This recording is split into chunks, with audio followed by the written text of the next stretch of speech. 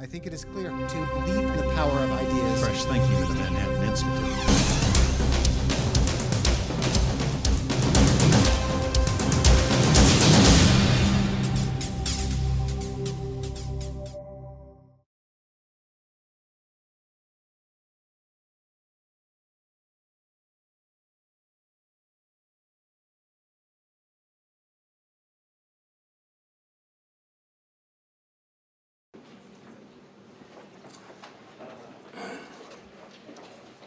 So, I'm going to talk to you today about this little 200-page white paperback, which is not great bedtime reading, but it's actually one of the more important documents about our schools.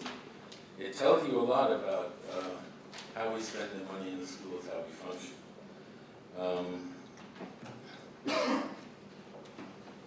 As you know, maybe you don't know if you haven't read my article yet, this teacher's contract expires on October 31st of this year, which is 3 days before a mayoral election, a hotly contested, hard to call election.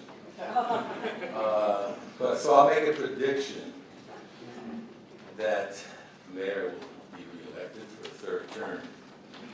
And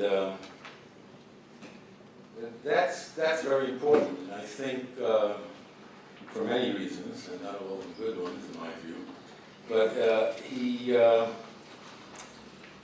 that means the contract negotiations this year will probably be the most important of the Bloomberg era. If for no other reason, the enormous increase in education spending under Bloomberg, so that we now spend close to 4 out of every $10 in the city on the schools. So the contract, which governs the way in which a lot of that money is spent and how schools are run, is even more important than ever. I have some personal interest in this as well.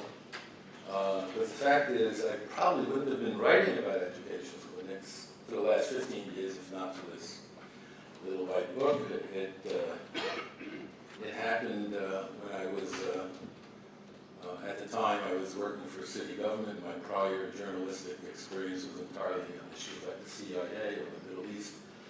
And I was in the habit in our family, I had the job of taking the boys to school at PS 87, about 12 blocks south of where we lived. And because I worked for city government, I had a lot of leeway and often hung out for a while with other parents, particularly my boss, Andrew Stein. So we had sort of bankers' hours.